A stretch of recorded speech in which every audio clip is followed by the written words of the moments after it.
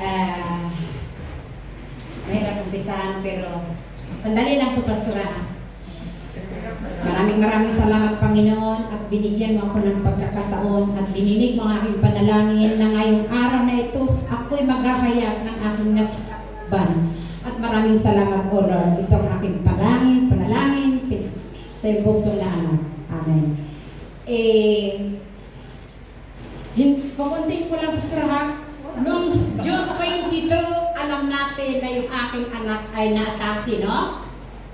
Ngayon, hindi ko alam ang aking gagawin, naglalako ako, tapos, yun naman ang aking karugtong sa aking buhay.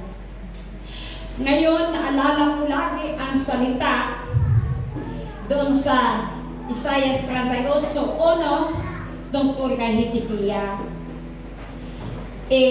Nang panahong iyon sa aking pagkatanggap ng balita ng aking anak na si Arlene ay papalitan ng puso. Ito ang aking babasahin muna sandali. Nang panahong iyon, nagkasakit ng malubha si Hezekiah at nasa bingit na ng kamatayan, kaya siya dinalaw ni Isaiah sa anak ni Amos. Sinabi niya sa hari ng utos na ito ni Yahweh, ipinatawag mo ang iyong sambahayan at gawin mo na ang iyong mga huling habilin. Sapagkat hindi ka na gagaling, mamamatay ka na. Noong pagkatanggap, nung ikografiya ko siya, dinala sa Philippine Heart Center, sinabihan siya na yung buhay mo, pag hindi mo asikaso yung 1 taon na lamang at kalahati ang kanyang buhay. Kung papaopera ka, yung papalitan ng bulb habang buhay. Tapos kung papalitan lang ng balon, 5 taon. Pagbaba ng hospital, umiyak ng aking anak. Sabi, anak, ama, wala na akong pag-asa. Wala na siyang pag-asa dahil malaking gastusin. Sabi ko, anak, ang pira makikita lang. Kaya, Panginoon, maraming salamat na binigyan ako ng talento na magluto-luto ng kunting kakanin para maitustos ko sa aking anak. At sa awa ng Panginoon, sinabihan ako ng bangko na sa July 2 hanggang July 8, pwede kang mangutang ng 10,000. Tingnan mo kabutihan ng Panginoon, iniiyak ko iyon, katulad ni Hezekiah.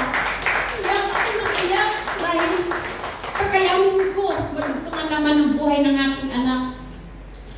Tapos ngayon, sa awa ng Panginoon, na-opera siya ng isang Biyernes, Sabado, sa ICU na siya. Nung Biyernes ng hapon, kumipat-ipat na yung mata niya. Tapos nung Sabado, nakapagsalita na siya, nakapagbababay na ng aking 2 anak kasi pinapapunta niya yung aking bunsong anak. Tapos nung Linggo, linipat na siya sa kwarto. Lunes, linipat siya sa isang kwarto.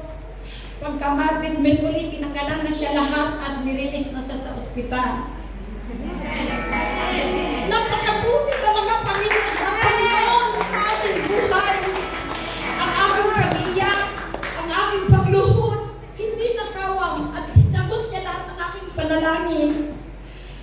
So, pag ikaw ang magulang, pag yun ang nangyayari sa iyong anak, parang mataklubang ka na ng langit. Pero hindi ako nagpapadain, nagpapatulong ako ng panalangin ng ating mga kapatiran. Tapos, ngayon, ang kanyang verse, isi-share ko to ang kanyang verse sa inyo. Nasa Ezekiel 36.